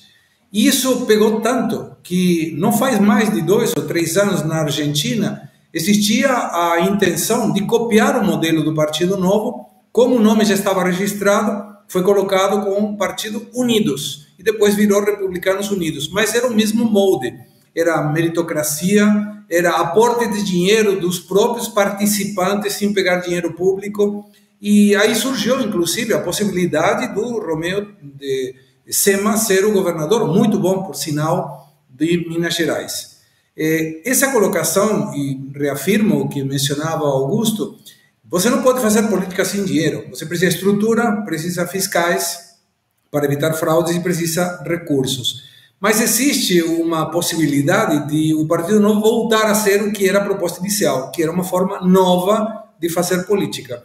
E uma dessas questões, complementando o que mencionava a Ana Paula, poderia ser pegar o exemplo de pessoas que estejam em comunidades carenciadas e que o Partido Novo, com esse dinheiro público, possa voltar ao cidadão esse recurso para financiar carreiras universitárias, estudos, habilidades e mostrar que quando você investe em educação, investe em habilidades técnicas, a pessoa que tem, por algum motivo, alguma necessidade social, tendo a possibilidade, com seu esforço, de contrarrestar essa possibilidade, pode ser detentora de um futuro melhor.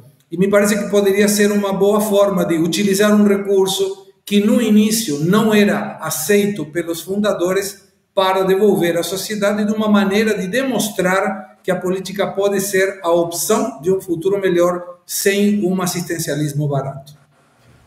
Paula. Diga lá, Ana. Rapidamente, 10 segundos. Esse encolhimento aí do novo, eu jogo isso na conta do próprio João Amoedo também, que poluiu, de uma certa forma, o nome do partido nos últimos 3 anos, mesmo se desligando do partido. Ele vem falar de ética e moralidade, ele que durante a pandemia queria forçar pessoas a se vacinarem, que era a favor do lockdown, ele que sempre se considerou um liberal, foi contra todas as liberdades protegidas pela nossa Constituição durante a pandemia, simplesmente porque tinha nojinho do governo do presidente Jair Bolsonaro. Eu desejo ao novo presidente do Novo, Eduardo Ribeiro, um bom mandato aí, que ele coloque boas ideias. Eu, assim como Augusto, eu acho que o partido pode ser, quem sabe, um novo partido republicano no Brasil, que abranja várias esferas dentro da direita, como é aqui, conservadores, liberais, libertários, e coloque uma discussão honesta sobre a direita no Brasil de uma maneira clara, principalmente para os jovens que estão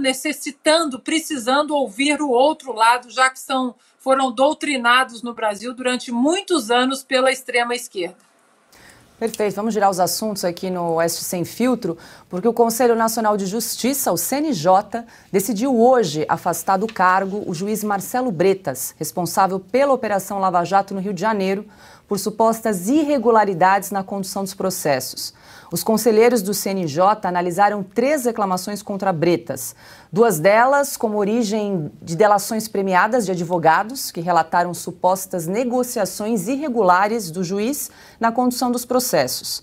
A terceira se refere a uma queixa de Eduardo Paes, prefeito do Rio de Janeiro, de suposta atuação política na eleição de 2018 em favor do ex-juiz Wilson Witzel.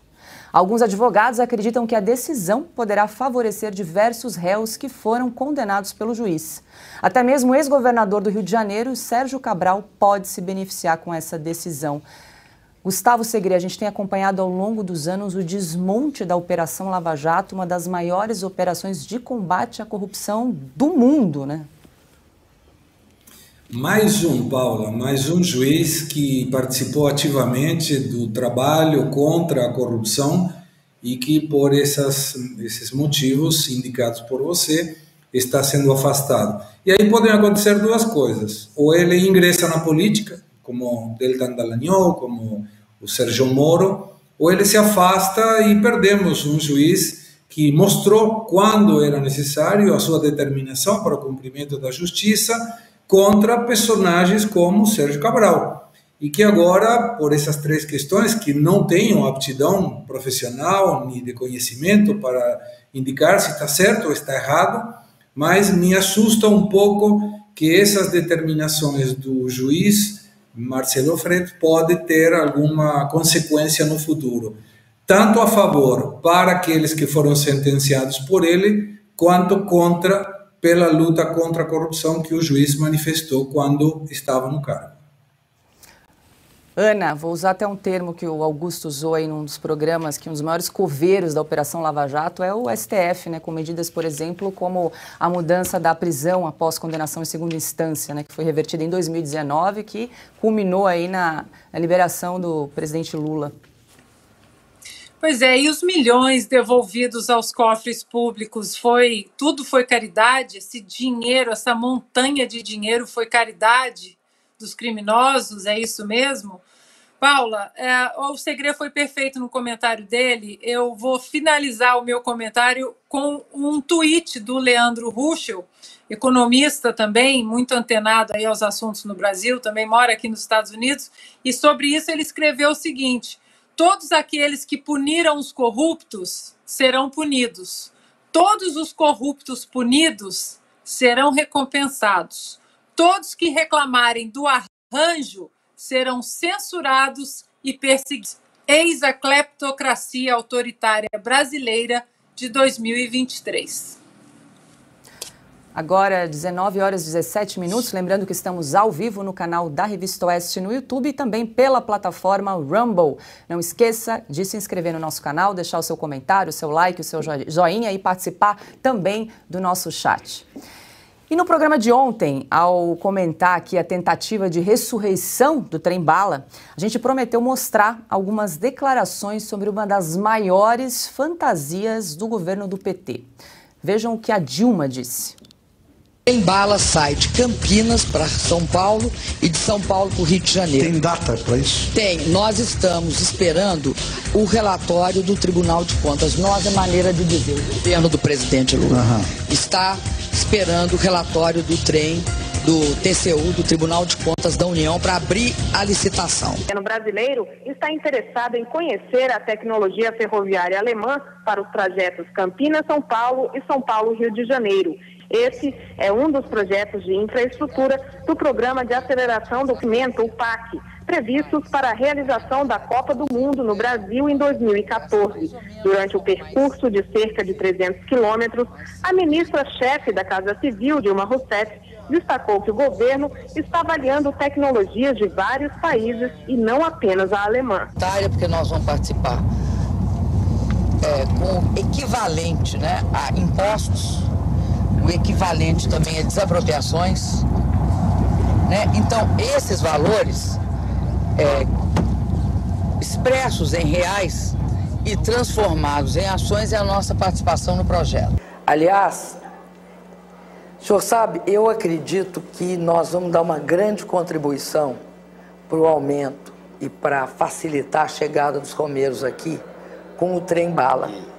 Porque, como o senhor sabe, nós definimos que haverá uma estação para Aparecida.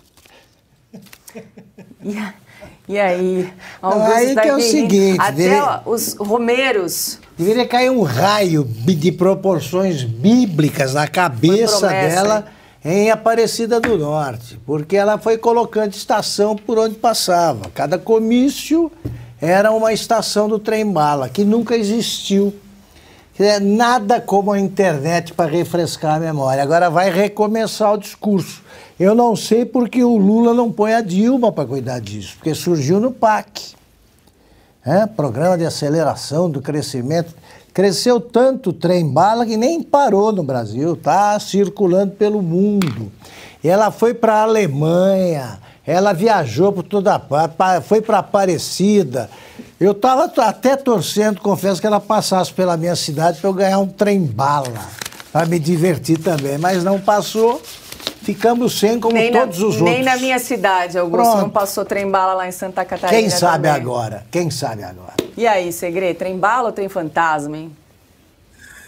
Não, esse projeto de aceleração do crescimento, o PAC, Paula, foi a época em que menos o país cresceu.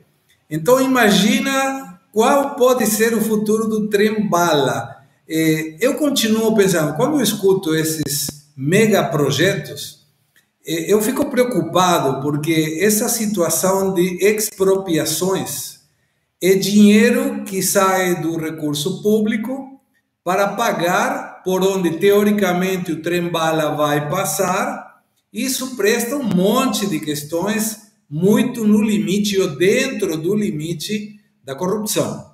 Então, projetos desses tamanhos e características são fantásticos para governos de esquerda que querem aproveitar qualquer coisa para pegar um pouquinho de grana para financiar os projetos e se manter no poder, e o trem-bala não vai ser diferente disso. Agora, de qualquer forma, também são projetos que são títulos de jornais que permitem esconder outras situações e outras notícias que são muito maiores em termos de gravidade social ou econômica, e que quando aparece um trem-bala, a mídia tradicional toma nós vamos ter agora o trem-bala, e desperdiçamos a possibilidade de fazer uma crítica construtiva para aquele que deve ser criticado. E aí, Ana? O trem-bala virou trem-fantasma e agora vai virar trem da alegria, né? Carreta Furacão vai embarcar de novo aí no trem da alegria. Você sabe, Paula, Segre e Augusto, que aqui nos Estados Unidos nós temos uma Dilma também, né? A Kamala Harris, vice-presidente do Joe Biden. Eu vou ver se eu coloco uns vídeos aqui, mando para a nossa produção com legenda, para a gente rir um pouquinho da nossa Dilma. Não é muito diferente não, viu? É bem parecida. No entanto, ela fica ali com o posto de vice-presidente e a chapa é tão ruim, Joe Biden e Kamala Harris, que nem o impeachment do Joe Biden os republicanos querem, porque a Dilma Yankee, a Dilma americana, é exatamente aí como a nossa. Num país que nós temos aí milhões de pessoas sem saneamento básico, inclusive o partido da Dilma, o PT, votou contra a MP do saneamento básico. Num país que temos esse tipo de problema, nós vamos discutir trem-bala. Só para completar o seguinte, o Lula tem uma frase que infelizmente não encontramos ainda gravada em vídeo, mas vamos achar, que ele diz o seguinte: ele fica bravo com quem duvida e diz assim: essa turma aí está querendo trem-lesma. Trem-lesma, nós vamos fazer o trem-bala antes da Copa do Mundo e vamos mostrar do que o brasileiro é capaz. Que nós mostramos que somos capazes de perder por 7-1 para a Alemanha na Copa do Lula. Deu tudo errado. Agora, 19h23. Vamos para a carreta furacão, Ana, porque Juscelino Filho, ministro das Comunicações, se envolveu em mais polêmicas. Segundo o Estadão, Ele usou um avião da FAB e recebeu diárias em hotel para participar de leilões de cavalo de raça. Juscelino tinha compromissos oficiais na sede da operadora Claro, na Telebrás e na Anatel. Mas essa agenda somava apenas 2h30 de trabalho. O ministro aproveitou a viagem para negociar com pecuaristas e ainda recebeu um prêmio. Veja o vídeo divulgado pelo canal Terra Viva. Tenho certeza cada um de vocês, senhores e senhoras, amantes, apaixonados pelo cavalo quarto de milha, que terão sempre o meu compromisso enquanto estiver com uma função pública de poder defender cada vez mais o cavalo, os esportes equestres do nosso país. Meu muito obrigado a cada um, que viva o quarto de milha, viva o cavalo e viva a BQM. Quem não é ministro paga cerca de R$140 mil por uma viagem em jato particular. Além de voar de graça, Juscelino Filho embolsou R$3 mil por 4 dias e meio de viagem. Segredo, dinheiro nosso, dinheiro dos pagadores de impostos, né? Mas muito comum nos dirigentes da esquerda, que confundem o dinheiro público com o dinheiro deles. E eles se acham na atribuição de utilizar o dinheiro de todos para fazer o que eles querem.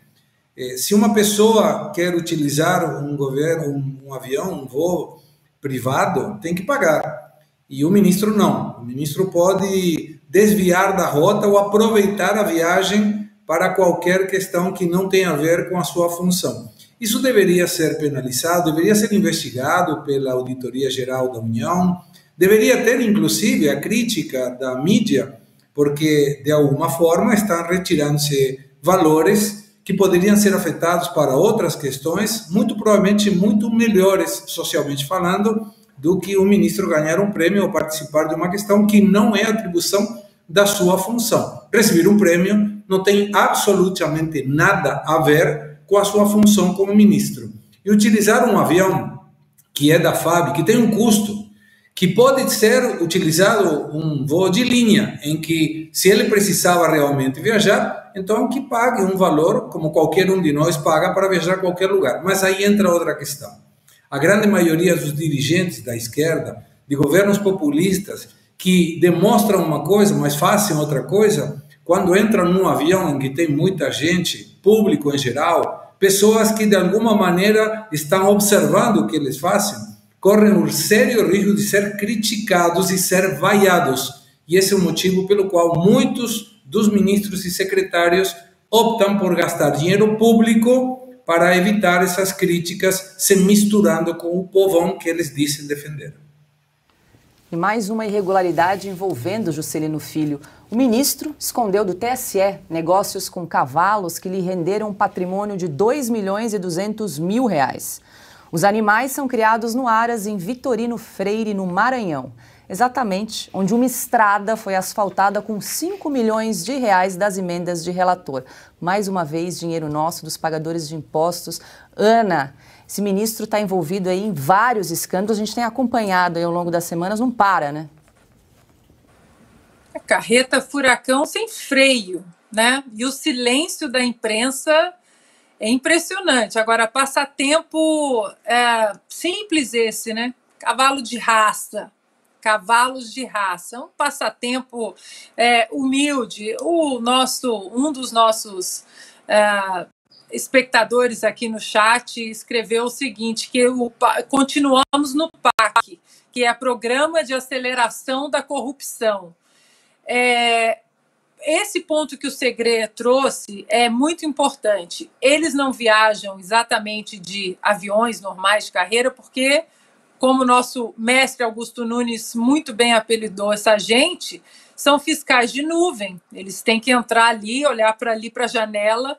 Eles não conseguem olhar na cara do povo, porque eles sabem que eles vão ouvir poucas e boas sobre esse caminho da corrupção que eles estão reestabelecendo no executivo, usando o nosso dinheiro para viagens, usando o nosso dinheiro para promoção pública, para benefícios particulares, mas aí vai além. Eles também querem instaurar agora o Ministério da Verdade nas redes sociais, porque, bom, eu posso evitar viajar com essa turma, com esse povo que fica falando de democracia, que resolveu gostar de política.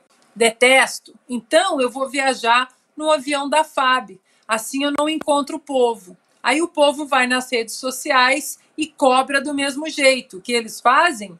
Eles criam o Ministério da Verdade para censurar, para não deixar que ninguém questione, para não deixar que jornalistas independentes exponham a verdade dessa gente. E aí, mais uma vez, para finalizar, Paula, também não vou citar nomes, não. O pessoal pode ir na internet que vocês vão encontrar quem disse isso.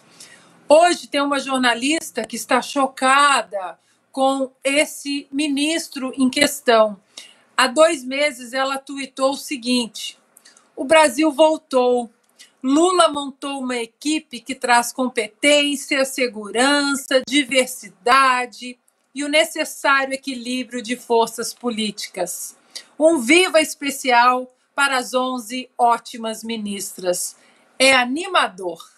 Que coisa, né? Agora, 2 meses. Faz o L.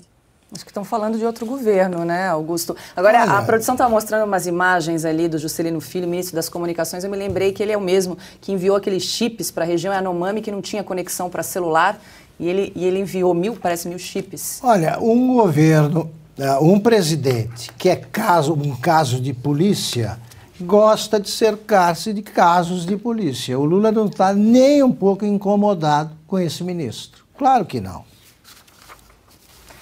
Agora, 19h30, e termina aqui mais uma edição do programa Oeste Sem Filtro. Mais uma vez, muito rápida aqui o programa hoje. Muito obrigada pela sua companhia, pela sua audiência de sempre. Começo me despedindo com o nosso querido Gustavo Segré. Muito boa noite.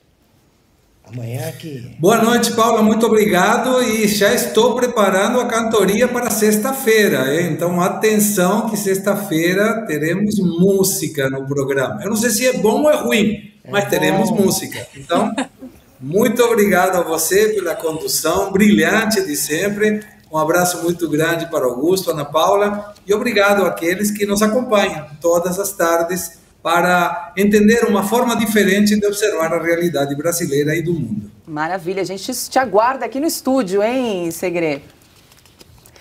Ana Paula. Sim, senhora.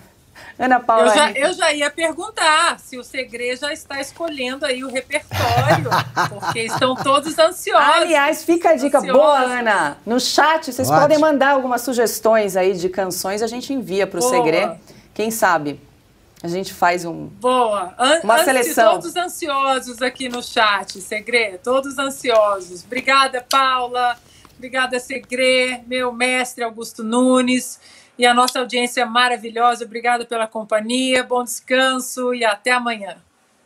Augusto Nunes, mais um programa, muito obrigada. Paula, obrigado. Boa noite. Obrigado a você, nossa condutora, obrigado, boa noite, a minha querida parceira Ana Paula, grande Segré, e boa noite a vocês que nos acompanharam até agora. Até amanhã. Para você que ficou conosco até aqui, não esqueça de fazer sua inscrição no nosso canal, deixar o seu comentário, o seu like e continue com a gente, porque logo mais, às 20h30, tem o programa As Liberais, apresentado por mim, pela nossa diretora de redação, Branca Nunes. A convidada de hoje é a atriz Luísa Tomé. E mais uma vez, se você gosta do nosso conteúdo, assine a Revista Oeste. Lembrando que a gente não aceita recursos públicos e é a sua assinatura que move o nosso jornalismo independente. Uma boa noite e até amanhã.